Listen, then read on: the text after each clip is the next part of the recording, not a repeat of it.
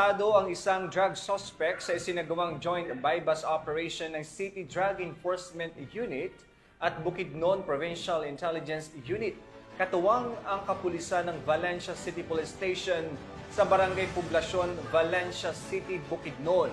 Tiniyak ng mga otoridad na mas paiigtingin pa nila ang kampanya kontra droga sa buong lalawigan at nananawagan sa publiko na patuloy na makipagtulungan sa pagbibigay impormasyon para sa ligtas at drug-free na komunidad. Narito ang report ni Patrolwoman Danessa Berdos.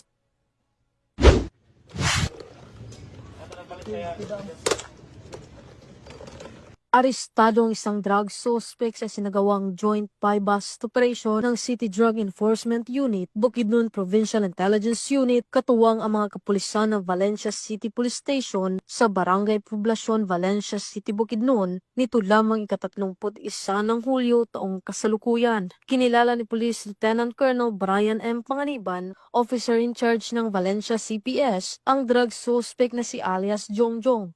Lalaki, 45 taong gulang at residente ng nasabing lugar. Agad wala sa atong kuan. Asal isin ng kang pahari. Akin sa Black Market sa base. Mas sa ano ba ang task force. Ayaw po yun. Plastar ha. Ayaw pa sa bigos. Kumo. Ha? Nagatbang lang. Isa? Ang kamera ba nga ko ano? Atbang na.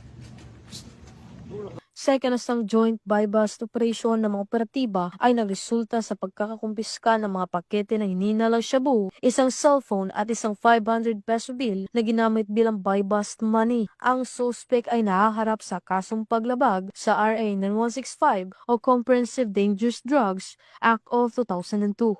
Mula dito sa Camp Capistrano, Gusa, Cagayan de Oro City, ako ang inyong Police News Network correspondent, Patrolwoman Danessa Berdos, alagad ng batas, tagataguyod ng Balitang Pulis.